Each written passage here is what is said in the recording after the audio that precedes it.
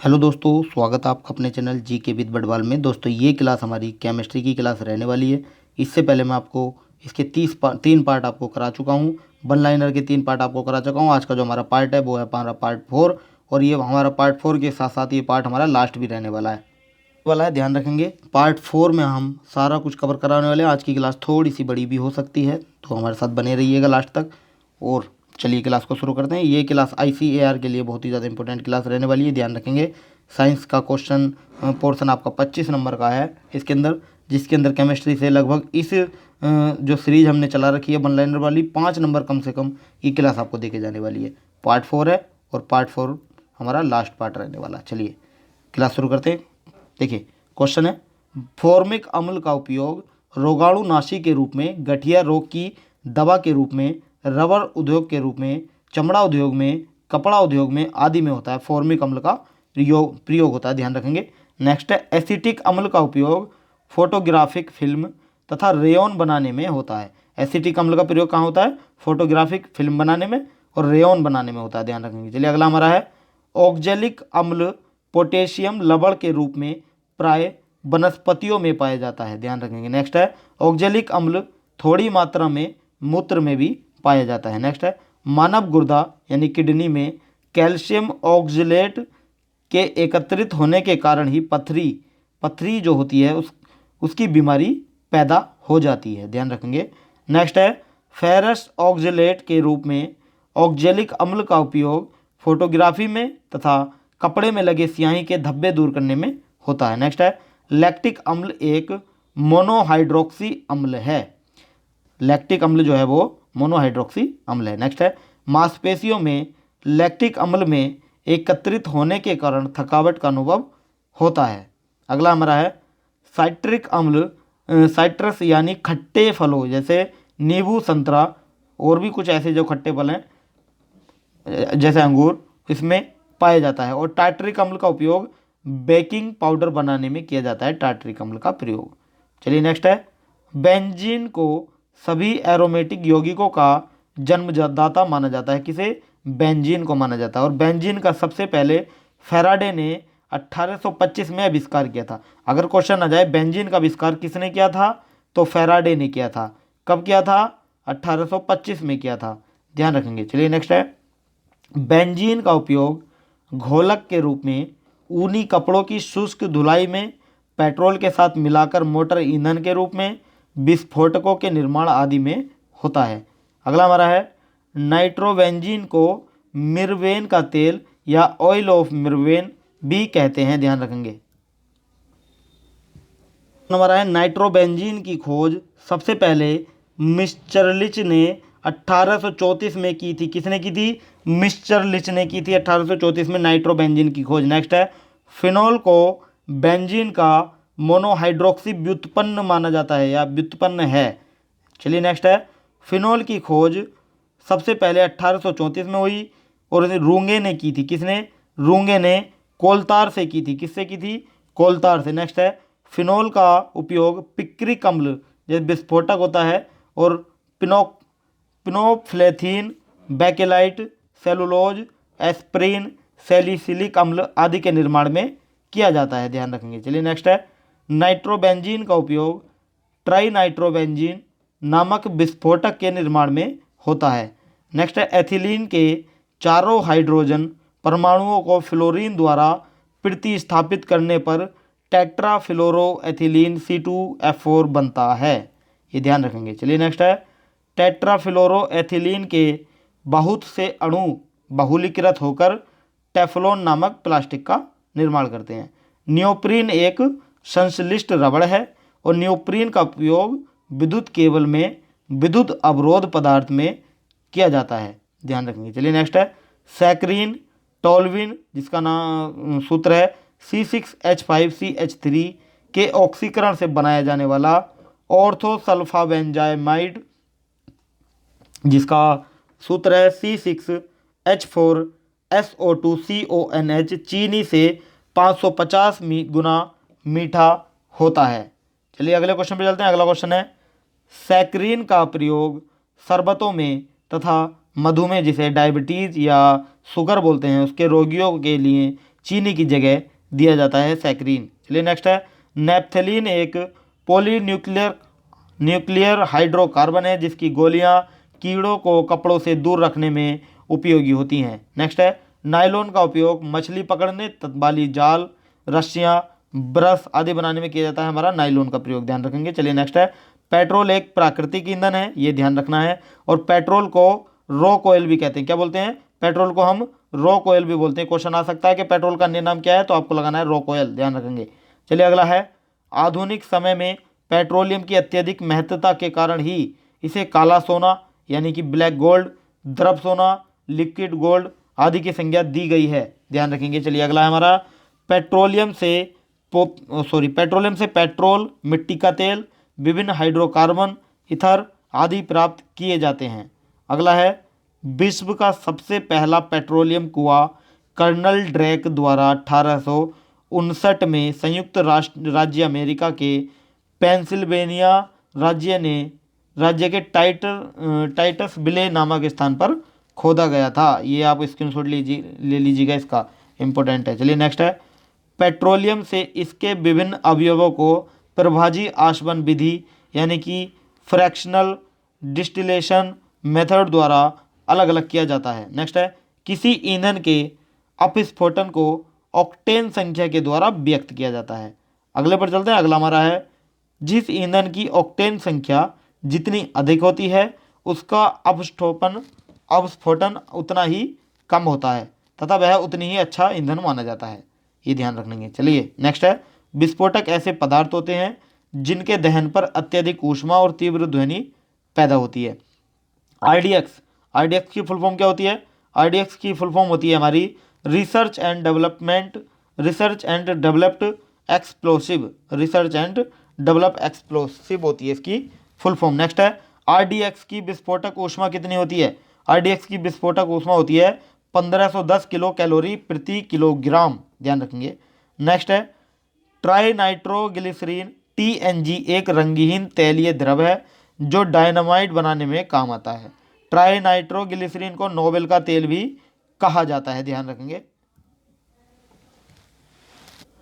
चलिए नेक्स्ट है, टीएनटी का पूरा नाम ट्राइनाइट्रोटोल्यूइन होता है, ध्यान रखेंगे, ट्राइनाइट्रोटोल्यूइन होता है। नेक्स्ट है, टीएनटी सबसे अधिक प्रयोग में आने वाला एक विस्फोटक है। डायनामाइट का आविष्कार अल्फ्रेड नोबेल ने 1863 में किया था। 1863 में किसने किया था? डायनामाइट का आविष्कार अल्फ्रेड नोबेल ने किया था। और टीएनपी का पूरा जो नाम होता है वो होता है ट्राइनाइट्रोफिनॉल होता है, ध्यान रखेंगे, टीएनपी का पूरा नाम या फुल फॉर्म। चलिए नेक्स्ट है, मानव तथा पर्यावरण के मध्य संबंध सुधार की प्रक्रिया ही पर्यावरण प्रबंधन है। नेक्स्ट है, क्योटो प्रोटोकॉल कार्बन डाइऑक्साइड के उत्सर्जन के स्तर में कमी लाने के लक्ष्य से बनाया गया था। अगला हमारा है, क्योटो प्रोटोकॉल बराबर ग्रीन हाउस गैस से संबंधित, यानी कि क्योटो प्रोटोकॉल जो होता है वो ग्रीन हाउस गैस से संबंधित है, ध्यान रखेंगे। चलिए अगला हमारा है, मॉन्ट्रियल प्रोटोकॉल, ये हमारा ओजोन संरक्षण से संबंधित है। नागोआ प्रोटोकॉल जैव विविधता से संबंधित है। और नेक्स्ट है, ऋषिकेश से कोलकाता तक गंगा नदी को स्वच्छ करने के लक्ष्य से गंगा कार्यान्वयन योजना की शुरुआत की गई थी, ध्यान रखेंगे। चलिए अगला हमारा है, जल में उपस्थित मल के कोलिफॉर्म सूक्ष्म जीवों की संख्या को नदी के प्रदूषण का मानदंड माना गया है। नेक्स्ट है, वन कटाई से हरे पत्तों द्वारा कार्बन डाइऑक्साइड के अवशोषण प्रकाश संश्लेषण के लिए अवशोषण की क्षमता घट जाती है और प्रकाश संश्लेषण की दर घटने से पर्यावरण में ऑक्सीजन की कमी हो जाती है, ध्यान रखेंगे। चलिए अगले पर चलते हैं। अगला क्वेश्चन हमारा है, चलिए नेक्स्ट हमारा, चिपको आंदोलन पेड़ के काटे जाने के विरोध में किया जाता था। नेक्स्ट है, वनों की सघनता घटने तथा उनके क्षेत्रफल के कम होने से वन्य प्राणी का जीवन संकट में है। नेक्स्ट है, जल का उपयोग सिंचाई, जल विद्युत उत्पादन, मत्स्य पालन, जल यातायात तथा उद्योग के लिए किया जाता है। नेक्स्ट है, उन क्षेत्रों में जहां जल की कमी होती है वहां ड्रिप इरिगेशन या बूंद बूंद सिंचाई तकनीक अपनाई जाती है। नेक्स्ट पे चलते हैं।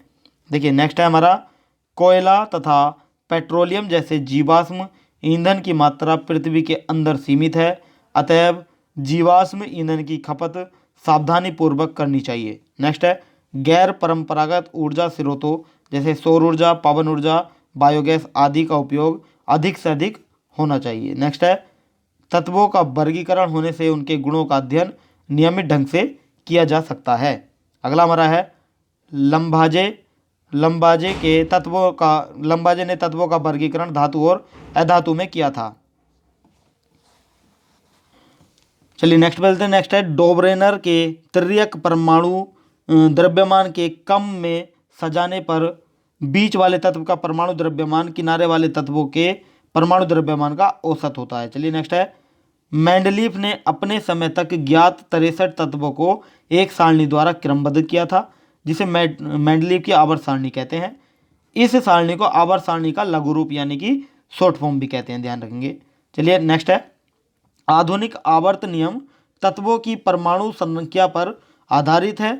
इस नियम के अनुसार तत्वों के भौतिक एवं रासायनिक गुण उनके परमाणु संख्या के आवर्तकाल होते हैं। नेक्स्ट है आवर्त सारणी के ऊर्ध्व स्तंभों को वर्ण कहते हैं, जबकि क्षैतिज कतारों को आवर्त कहते हैं, ध्यान रखेंगे।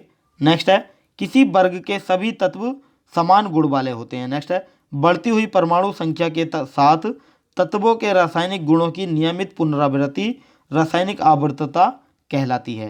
चलिए अगला है हमारा लैंथेनम से प्रारंभ होने वाले संक्रमण तत्वों की श्रेणी लैंथेनाइड्स या लैंथेनाइडस कहलाती है। नेक्स्ट है एक्टिनियम से प्रारंभ होने वाले संक्रमण तत्वों की श्रेणी एक्टिनाइडस कहलाती है, ध्यान रखेंगे। चलिए नेक्स्ट है धातुओं और अधातुओं के मध्यवर्ती गुण वाले तत्व उपधातु या अर्धधातु कहलाते हैं। अगला हमारा है कार्बनिक रसायन के कार्बन के यौगिकों का अध्ययन किया जाता है। कार्बनिक रसायन के कार्बन के यौगिकों का अध्ययन किया जाता है। कार्बनिक रसायन वस्तुतः हाइड्रोकार्बन एवं उनके व्युत्पन्नों का रसायन होता है, ध्यान रखेंगे। चलिए अगला हमारा है क्वेश्चन कार्बन के परमाणु सह संयोजक बंधन द्वारा आपस में संयोग करके श्रृंखला बनाने की प्रवृत्ति रखते हैं। कार्बन में उपस्थित इस प्रवृत्ति को कार्बन का श्रृंखलन गुण कहते हैं, ये ध्यान रखेंगे। चलिए नेक्स्ट है क्रियाशील समूह पर यौगिक के रासायनिक गुण निर्भर करते हैं। चलिए नेक्स्ट है IUPAC प्रणाली में सभी कार्बनिक यौगिकों के हाइड्रोकार्बनों का व्युत्पन्न माना जाता है तथा कार्बनिक यौगिकों के नाम उनके संगत के हाइड्रोकार्बन के नाम पर ही आधारित होते हैं। अगला हमारा है बेंजीन अणु एक तलीय होता है या प्लेनर होता है। इसके सभी कार्बन परमाणु और हाइड्रोजन परमाणु कागज की तल में होते हैं। अगला हमारा है समाव अवयवों के अणुसूत्र समान होते हैं तथा भौतिक और रासायनिक गुण भिन्न भिन्न होते हैं। नेक्स्ट है त्रिविम सम अवयवों का संरचना सूत्र समान होता है, किंतु परमाणुओं एवं समूहों की स्थानिक व्यवस्था या विन्यास अलग होता है या भिन्न होता है। चलिए नेक्स्ट है कार्बनिक यौगिकों के स्रोत मुख्य रूप से पेट्रोलियम, कोयला एवं पेड़ पौधे होते हैं। नेक्स्ट है संतृप्त हाइड्रोकार्बन के अणु अध्रुवीय होते हैं, अतः जल में अघुलनशील होते हैं। अगला हमारा है एल्केन स्थायी और एल्केन अक्रिय यौगिक होता है। एल्केन जो होता है वो स्थायी और अक्रिय यौगिक होता है। नेक्स्ट है बेंजीन एक असंतृप्त यौगिक है। बेंजीन मुख्य रूप से प्रतिस्थापन अभिक्रिया देता है, ध्यान रखना है। चलिए नेक्स्ट है एथेनॉल को शर्करा या स्टार्च के किण्वन द्वारा प्राप्त किया जाता है और 6 से 8% तनु एसिटिक अम्ल को सिरका कहते हैं और साबुन उच्च बसीय अम्लों के सोडियम लवण होते हैं। अगला हमारा है वनस्पति तेल और वसा उच्च बसीय अम्ल तथा ग्लिसरॉल से बने होते हैं। इससे नेक्स्ट है अपमार्जक उच्च अल्कोहल के हाइड्रोजन सल्फेट व्युत्पन्न के सोडियम लवण होते हैं। इससे अगला है धातुएं प्राय कठोर, चमकीली, आघात वर्धनीय तथा ऊष्मा एवं विद्युत की सुचालक होती हैं। अगला हमारा मरकरी। मरकरी को हम बोलते हैं पारा या पारद। मरकरी को छोड़कर सभी धातुएं सामान्य अवस्था में ठोस होती हैं। नेक्स्ट है धातुएं ऑक्सीजन के साथ संयोग कर भास्मिक ऑक्साइड बनाती हैं। अगला है धातुओं की वह श्रेणी जिसमें धातुओं को क्रियाशीलता से क्रम में दिखाया जाता है, क्रियाशीलता श्रेणी कहलाती है। चलिए इससे अगला हमारा है धातुओं के वे ऑक्साइड जो अम्लीय तथा भास्मिक दोनों गुण प्रदर्शित करते हैं द्विधर्मी ऑक्साइड कहलाते हैं, जैसे एल्यूमिनियम ऑक्साइड या एवं जिंक ऑक्साइड, ये ध्यान रखेंगे। चलिए अगला हमारा है क्रियाशीलता श्रेणी में जो धातुएं हाइड्रोजन के ऊपर हैं वे तनु अम्लों में अभिक्रिया करके हाइड्रोजन मुक्त करती हैं। इससे अगला है जो परमाणु इलेक्ट्रॉन का त्याग करके धनायन बनाते हैं वे विद्युत धनात्मक कहलाते हैं। इससे अगले पर चलते हैं। अगला हमारा है जो परमाणु इलेक्ट्रॉन प्राप्त करें ऋणायन बनाते हैं वे विद्युत ऋणात्मक कहलाते हैं। इससे अगला वैद्युत संयोजक यौगिक जल में विलय किंतु कार्बनिक विलायकों में अविलय होते हैं।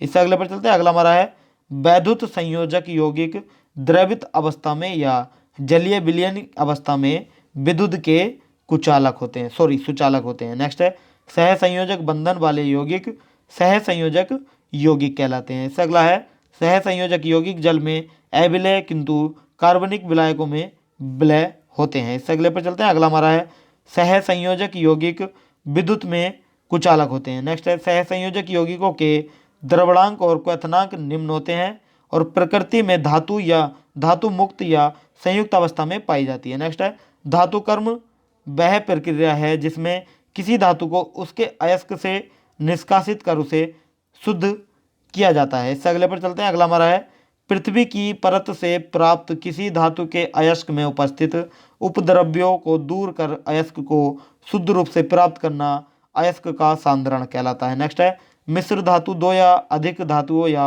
एक धातु या एवं एक अधातु का समांग मिश्रण होता है। इससे अगले पर चलते हैं। अगला हमारा है कुछ धातुओं को लंबे समय तक खुली हवा में छोड़ देने पर उसकी सतह मलिन पड़ जाती है और धीरे धीरे उन धातुओं का क्षय होने लगता है। यह क्रिया धातुओं का संक्षारण कहलाती है। नेक्स्ट है वायु के ऑक्सीजन एवं जलवाष्प की उपस्थिति में ही लोहे में जंग लगता है। इससे अगला है अधातुएं न तो आघात वर्धनीय होती हैं और न ही तन्य होती हैं। इनमें कोई विशेष चमक नहीं होती तथा वे प्राय ऊष्मा एवं विद्युत की कुचालक होती हैं। इससे अगले पर चलते हैं। अगला हमारा है धातुओं के परमाणु इलेक्ट्रॉन प्राप्त कर ऋणायन में परिवर्तित हो जाते हैं। इससे अगले पर चलते हैं। अगला हमारा है अधातुएं ऑक्सीजन में संयोग करके अम्लीय ऑक्साइड बनाती हैं। और नेक्स्ट है तांबा का सबसे मुख्य अयस्क होता है कॉपर पाइराइट। क्या होता है? कॉपर पाइराइट तांबे का मुख्य अयस्क होता है हमारा कॉपर पाइराइट। क्या होता है? Copper pyrite. ध्यान रखेंगे, ये क्वेश्चन भी आपका इंपॉर्टेंट है, कर लीजिएगा। चलिए नेक्स्ट पे चलते हैं। नेक्स्ट क्वेश्चन हमारा है, चलिए नेक्स्ट है हमारा अम्ल का जो जलीय विलयन होता है वो स्वाद में खट्टा होता है। अम्ल जो होता है उसका जलीय विलयन स्वाद में खट्टा होता है और भस्म का जलीय विलयन स्वाद में कड़वा होता है। कड़वा मतलब बिटर।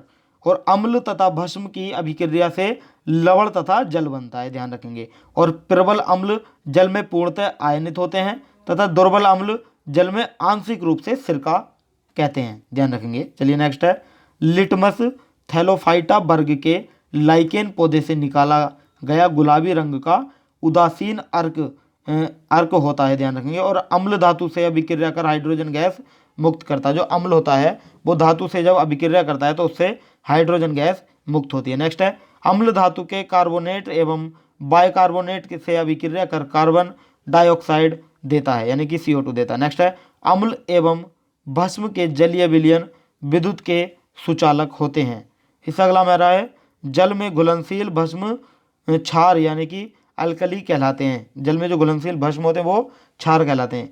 किसी विलयन pH का मान उसमें उपस्थित H आयन की मोलर सांद्रता के लघुगणक का ऋण मान होता है, यानी कि pH बराबर माइनस log H आयन, यानी कि माइनस log H आयन, ध्यान रखेंगे। चलिए अगला हमारा है किसी विलयन के pH का निर्धारण यूनिवर्सल सूचक द्वारा किया जाता है। नेक्स्ट है अम्ल भस्म तथा लवण के जलीय विलयन विद्युत के सुचालक होते हैं, ध्यान रखना, सुचालक होते हैं। चलिए नेक्स्ट है तनु अम्ल में अम्ल की अल्प मात्रा अधिक जल में घुली रहती है।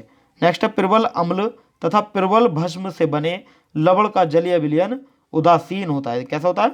उदासीन होता है। नेक्स्ट है प्रबल अम्ल तथा दुर्बल भस्म से बने लवण का जलीय विलयन अम्लीय होता है। और इससे अगला है दुर्बल अम्ल तथा प्रबल भस्म से बने लवण का जलीय विलयन क्षारीय होता है। हमारे देश में 95% साधारण नमक समुद्री जल के बाष्पीकरण द्वारा ही प्राप्त की जाती है, ये आपको नोट कर लेना। चलिए नेक्स्ट है सोडियम हाइड्रोक्साइड क्लोरो एल्कली विधि द्वारा बनाया जाता है, जिसमें क्लोराइड के संतृप्त जलीय विलयन का विद्युत अपघटन किया जाता है। और जो पदार्थ अभिक्रिया में भाग लेकर नए पदार्थ बनाते हैं उन्हें अभिकारक कहते हैं। क्या कहते हैं? अभिकारक कहते हैं जो पदार्थ अभिक्रिया में भाग लेकर नए पदार्थों का निर्माण करते हैं। चलिए नेक्स्ट है अभिकारकों में अभिक्रिया फलस्वरूप बने नए पदार्थ प्रतिफल कहलाते हैं। क्या कहलाते हैं? प्रतिफल कहलाते हैं। नेक्स्ट है रासायनिक अभिक्रिया में अभिकारक के परमाणुओं के बीच के बंधन टूटते हैं तो प्रतिफल के परमाणुओं के बीच बंधन बन जाते हैं, ये ध्यान रखेंगे। चलिए अगला हमारा है रासायनिक अभिक्रिया समीकरण में अभिकारकों, प्रतिफलों और उनकी भौतिक अवस्थाओं का उल्लेख संकेतों द्वारा किया जाता है। नेक्स्ट है असंतुलित समीकरण वह है जिसमें समीकरण के दोनों ओर तत्वों के परमाणुओं की संख्याएं समान नहीं होती। इससे अगला है वह अपघटन अभिक्रिया जो विद्युत प्रवाह के कारण होती है उसे वैद्युत अपघटन अभिक्रिया कहते हैं। इससे अगला है मानव शरीर में भोजन का पचना अपघटन अभिक्रिया कहलाता है। मानव शरीर में भोजन का पचना अपघटन अभिक्रिया कहलाता है। नेक्स्ट है जिस रासायनिक अभिक्रिया में दो यौगिक अपने आयनों का विनिमय या आदान प्रदान करते हैं वह उभय विस्थापन अभिक्रिया कहलाती है। कौन सी? उभय विस्थापन अभिक्रिया कहलाती है। चलिए नेक्स्ट पे चलते हैं। नेक्स्ट है अवक्षेपण अभिक्रिया। अवक्षेपण अभिक्रिया में प्रतिफल ठोस के रूप में विलयन से पृथक हो जाते हैं। नेक्स्ट है जिस रासायनिक अभिक्रिया में प्रतिफल के साथ साथ ऊष्मा ऊर्जा भी निकलती है उसे ऊष्माक्षेपी अभिक्रिया कहते हैं। इससे अगला है जिस रासायनिक अभिक्रिया में ऊष्मा ऊर्जा का अपशोषण होता है वह ऊष्माशोषी अभिक्रिया कहलाती है। और नेक्स्ट है जिस पदार्थ का ऑक्सीकरण होता है वह अपकारक कहलाता है। क्या कहलाता है? अपकारक कहलाता है। चलिए नेक्स्ट है जिस पदार्थ का अवकरण होता है वह ऑक्सीकारक कहलाता है। क्या? ऑक्सीकारक। नेक्स्ट है ऑक्सीकरण अवकरण अभिक्रिया को रेडॉक्स अभिक्रिया भी कहते हैं। इससे अगला है खाद्य पदार्थों में उपस्थित वसा तेल ऑक्सीकृत होकर खाद्य पदार्थ को दूषित बना देते हैं। कैसे बनाते हैं? दूषित बना देते हैं। चलिए नेक्स्ट है प्रकाश रासायनिक अभिक्रिया प्रकाश की उपस्थिति में होती है और किसी पदार्थ के ऑक्सीजन में जलने की प्रक्रिया दहन कहलाती है और किसी पदार्थ के जलने में वायु की उपस्थिति आवश्यक होती है और कोई भी पदार्थ अपने ज्वलन ताप से कम ताप पर नहीं जल सकता, ये ध्यान रखेंगे। चलिए नेक्स्ट है प्रकृति में उपलब्ध उपयोगी पदार्थ प्राकृतिक संसाधन कहलाते हैं जैसे वायु, जल, स्थल आदि मुख्य प्राकृतिक संसाधन है। इससे अगला हमारा है पृथ्वी के चारों ओर गैसों का एक आवरण है जिसे वायुमंडल कहते हैं। इससे अगला है वायु, नाइट्रोजन, ऑक्सीजन, कार्बन डाइऑक्साइड, जलवाष्प इत्यादि गैसों का मिश्रण होती है। इससे अगला हमारा है स्थल और जलाशयों के ऊपर असामान्य वायु से वायु के गर्म होने के फलस्वरूप पवनें उत्पन्न होती हैं। नेक्स्ट है जलाशयों से होने वाले जल का बाष्पीकरण तथा संघनन हमें वर्षा प्रदान करता है। क्या करता है? वर्षा प्रदान करता है। इससे अगला हमारा है ओजोन वायुमंडल की बाहरी परत है जो हमें हानिकारक पराबैंगनी विकिरण से सुरक्षित रखती है। नेक्स्ट है वाहनों से निकलने वाले धुएं वायु को प्रदर्शित करते हैं। अगला है अम्ल वर्षा से मिट्टी में अम्लीयता बढ़ जाती है। नेक्स्ट है मानव शरीर में होने वाली विभिन्न प्रक्रियाओं के लिए जल परम आवश्यक है। कैसा है? जल परम आवश्यक यानी कि बहुत महत्वपूर्ण है। नेक्स्ट है रासायनिक उर्वरकों को और कीटनाशकों के उपयोग से जल प्रदूषण होता है। इस अगला वायु और वर्षा के अत्यधिक प्रहार से मिट्टी की ऊपरी सतह का धीरे धीरे कटना मिट्टी का अपर्दन कहलाता है। अगला हमारा है जीवमंडल में विभिन्न न्यूट्रिएंट्स का जैविक घटक से अजैविक घटक के बीच परस्पर बदलाव के चक्रम को जैव रासायनिक चक्रम कहते हैं। नेक्स्ट है जल चक्र, ऑक्सीजन चक्र, कार्बन चक्र तथा नाइट्रोजन चक्र जीवमंडल के 4 मुख्य जैविक चक्र हैं। चलिए नेक्स्ट है स्थिर अनुपात के नियम के अनुसार किसी यौगिक में एक ही प्रकार के तत्व द्रव्यमान के विचार से हमेशा एक निश्चित अनुपात में परस्पर संयुक्त रखते हैं, ये आपको ध्यान रखना है। चलिए नेक्स्ट है कार्बन 12 यानी कार्बन 12 एक परमाणु के द्रव्यमान का 12वां भाग परमाणु द्रव्यमान इकाई यानी कि एटॉमिक मास यूनिट कहलाता है। इसे संक्षेप में AMU कहते हैं। अगला हमारा है किसी यौगिक के अणु में उपस्थित तत्वों के परमाणुओं की संख्याओं के सरलतम अनुपात को व्यक्त करने वाला सूत्र सरल या मूलानुपाती सूत्र कहलाता है। इससे अगले पर चलते हैं। अगला हमारा है किसी तत्व या यौगिक के अणु में उपस्थित तत्वों के परमाणुओं की वास्तविक संख्या को व्यक्त करने वाला सूत्र अणुसूत्र या रासायनिक सूत्र हमारा कहलाता है। इससे अगला हमारा है 2 विभिन्न तत्वों से बना हुआ यौगिक द्विअंगी यौगिक कहलाता है। इससे अगला है परमाणु या परमाणुओं का वह समूह जो रासायनिक अभिक्रियाओं से के क्रम में अपरिवर्तित रहता है और बिना कुछ परिवर्तन के यह किसी पदार्थ के साथ संयोग कर सकता है या निष्कासित हो सकता है, वो मूलक कहलाता है। क्या कहलाता है? मूलक कहलाता है। नेक्स्ट है, किसी रासायनिक अभिक्रिया के संबंध पदार्थों के संकेत सूत्रों की सहायता से अभिक्रिया का संक्षेप में निरूपण रासायनिक समीकरण कहलाता है। ध्यान रखेंगे, रासायनिक समीकरण कहलाता है। नेक्स्ट है, ग्राम में व्यक्त परमाणु द्रव्यमान ग्राम परमाणु द्रव्यमान या ग्राम परमाणु कहलाता है, यह मोल भी कहलाता है। नेक्स्ट है, ग्राम में व्यक्त आणविक द्रव्यमान ग्राम आणविक द्रव्यमान या ग्राम अणु कहलाता है, यह मोल भी हमारा कहलाता है। इस अगला हमारा है, एक मोल में 6.022 गुणा 10⁻23 कण होते हैं एक मोल के अंदर। इस संख्या में एवोगाड्रो स्थिरांक कहते हैं, इस संख्या को कहते हैं एवोगाड्रो स्थिरांक। नेक्स्ट है, तत्व वह शुद्ध पदार्थ है जिसे किसी भी भौतिक या रासायनिक विधि से दो या अधिक सरल पदार्थों में विभाजित नहीं कर सकते। अगला है, तत्व धातु, जैसे तत्व धातु है, अधातु उपधातु हो सकते हैं। तत्व जो हैं वो धातु अधातु और उपधातु तीनों हो सकते हैं।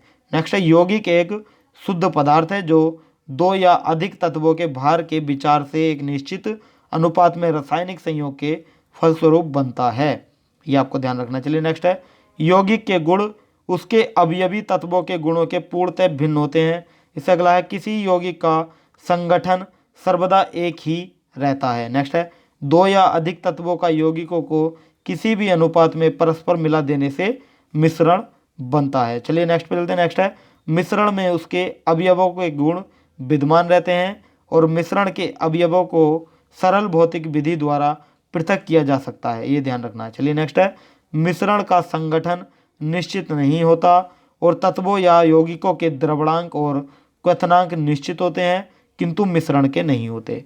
नेक्स्ट है, वायु नाइट्रोजन ऑक्सीजन कार्बन डाइऑक्साइड जलवाष्प आदि का एक मिश्रण है, ध्यान रखेंगे। चलिए नेक्स्ट है, पोटास एल्म के एक अशुद्ध नमूने को रवाकरण विधि द्वारा शुद्ध किया जा सकता है। इससे अगला है, आयोडीन और कपूर को ऊर्ध्वपातन विधि द्वारा शुद्ध किया जा सकता है। देखिए, इस क्लास को आप डबल स्पीड में देख लीजिएगा अगर आपके पास समय की कमी है तो, क्योंकि ये क्लास बड़ी है तो आपको ज़्यादा समय लगेगा, डबल स्पीड में आपको कम समय में कवर हो जाएगा। चलिए नेक्स्ट है, जल और तेल के मिश्रण को एक पृथककारी कीप की सहायता से पृथक किया जा सकता है। नेक्स्ट है, किसी प्राकृतिक रंग में उपस्थित विभिन्न रंग वाले पदार्थों को एक विशेष तकनीक की सहायता से पृथक किया जा सकता है जिसे क्रोमेटोग्राफी हम कहते हैं। चलिए नेक्स्ट है, भौतिक परिवर्तन उत्क्रमणीय होता है यानी कि रिवर्सिबल होता है। रासायनिक परिवर्तन अनुत्क्रमणीय यानी कि इररिवर्सिबल होता है, ध्यान रखेंगे। चलिए नेक्स्ट है, निलंबन विषमांग होता है, इसमें निलंबित कणों का व्यास 10⁻⁵ सेंटीमीटर से अधिक होता है, ध्यान रखेंगे। चलिए नेक्स्ट है, कोलाइड के कणों का व्यास 10⁻⁵ सेंटीमीटर और 10⁻⁷ सेंटीमीटर के बीच होता है। नेक्स्ट है, किसी बिलियन के प्रति इकाई द्रव्यमान या आयतन में उपस्थित मूल्य की मात्रा बिलियन का हमारा सांद्रण कहलाती है। क्या कहलाती है? सांद्रण कहलाती है, ध्यान रखेंगे। और कोई भी चीज़ जो स्थान घेरे, जिसमें द्रव्यमान हो और जो अवरोध उत्पन्न करे, वो हमारी पदार्थ कहलाती है। नेक्स्ट है, पदार्थ का वह रूप जिसकी एक निश्चित संरचना हो एवं जिसके स्पष्ट गुण हो, वो हमारा द्रव्य कहलाता है। क्या कहलाता है? द्रव्य। चलिए नेक्स्ट पे चलते हैं। नेक्स्ट है, पदार्थ के कणों के मध्य रिक्त स्थान अंतराणविक स्थान कहलाता है और ठोस पदार्थ की आकृति और उसके आयतन निश्चित होते हैं। नेक्स्ट है, गैसीय पदार्थ की आकृति और आयतन दोनों अनिश्चित होते हैं और ठोस पदार्थ असंपीड्य होते हैं, ध्यान रखेंगे। चलिए आज का सेशन हमारा यहीं समाप्त होता है और मैं आपको बता दूं कि इस क्लास के बाद में हमारा जो पार्ट 4 ये हमारा है, ये हमारी केमिस्ट्री के जितने भी वन लाइनर थे मैंने आपको सभी कंप्लीट करा दिए हैं। कल मैं आपको फिजिक्स के कुछ आविष्कार कराने वाला हूँ। फिजिक्स के आविष्कार हैं और कुछ ऑडियोमीटर, जैसे ओडोमीटर है, इस तरह जैसे गैल्वेनोमीटर है, किस किस काम आते हैं ये, इस तरह के मैं आपको एक वीडियो भी अलग से ला दूंगा। उसका एक क्वेश्चन आपका हमेशा एग्जाम के अंदर पूछा जाता है, तो आपके लिए वो क्लास में बहुत जल्दी अरेंज कराने वाला हूँ। तो चलिए आज के लिए इतना ही। वीडियो कैसी लगी हमें कमेंट करके बताएं और अच्छी लगी हो तो वीडियो को लाइक करें और चैनल को सब्सक्राइब कर लें और सब्सक्राइब करने के साथ साथ बेल आइकन दबा दें ताकि आने वाली हर अपडेट आपको मिलती रहे। इस क्लास की अगर आपको PDF चाहिए तो आप हमारे टेलीग्राम चैनल से जुड़ सकते हैं, जिसका लिंक हमने वीडियो के डिस्क्रिप्शन बॉक्स में दिया, वहाँ जाकर आप हमें ज्वाइन कर सकते हैं और PDF प्राप्त कर सकते हैं। तो आज के लिए इतना ही, कल फिर मिलते हैं नेक्स्ट टॉपिक के साथ। So thank you so much.